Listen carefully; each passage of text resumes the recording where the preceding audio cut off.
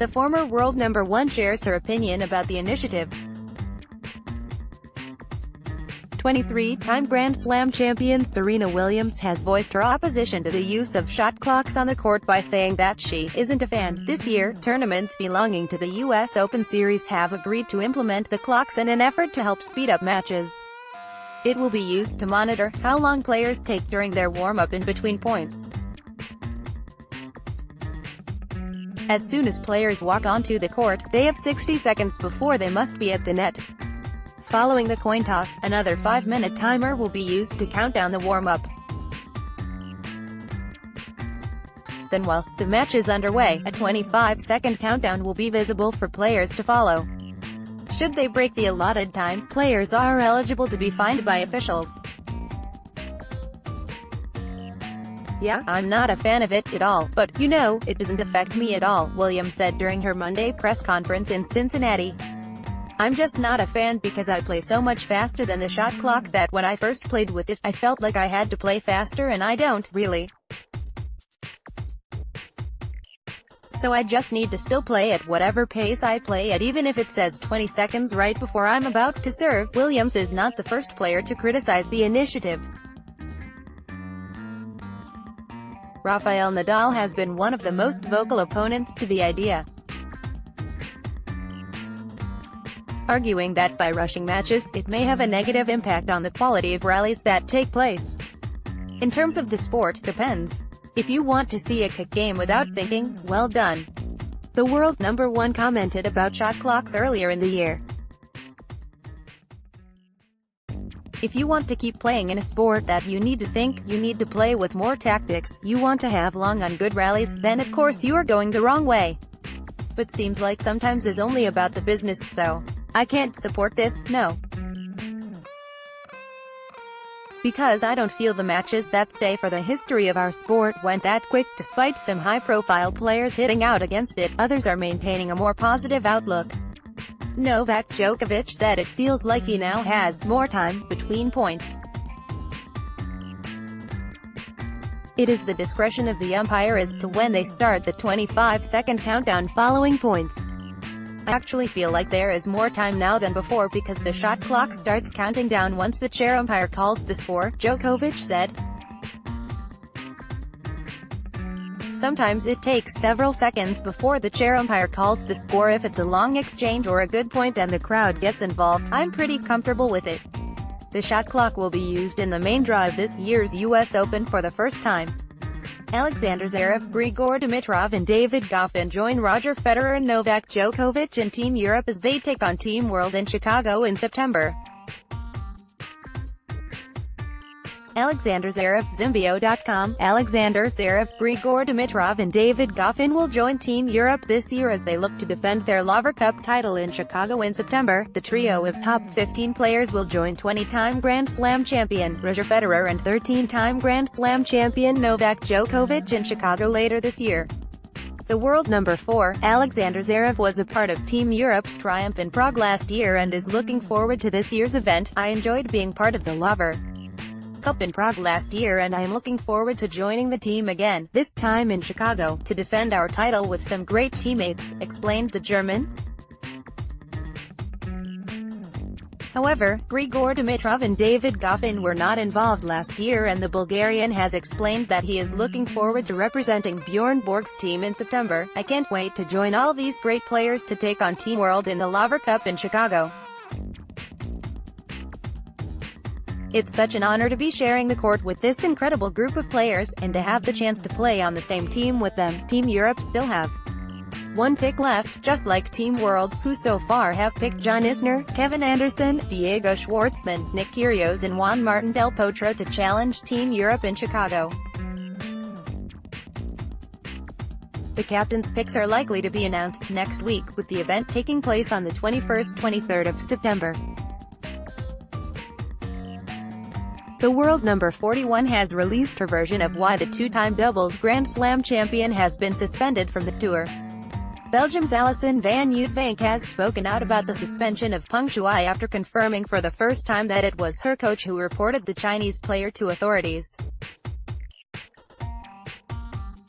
Last week Shuai was hit with a 6-month ban, of which 3 months are suspended, for violating tennis anti-corruption rules at the 2017 Wimbledon Championships.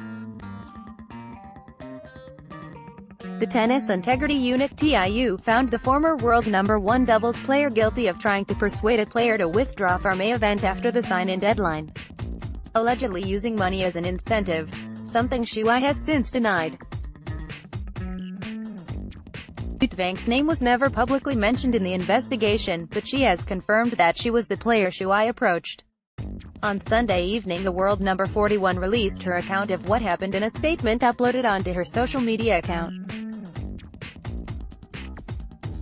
In it, she accuses Shuai of stalking her and her coach day and night. "My former coach Alain Devos and me were stalked day and night by Shuai, who wanted me to withdraw from the doubles," Yutvank wrote on Twitter. She wanted to play with Sonia Mirza after the deadline has passed. "My former coach went to the Integrity (TIU), and they investigated the case with the utmost discretion." The 24-year-old continued by saying her actions was done to ensure the sport remains clean. Shuai's former coach, Bertrand Perret of France, has also been issued with a 3-month ban. Perret is the current coach of Ons Jabeur. "Since I was a little girl, tennis has been everything for me," the Belgian stated. "Therefore, I want this sport to stay clean in all ways." Following her suspension, Shuai has denied any wrongdoing.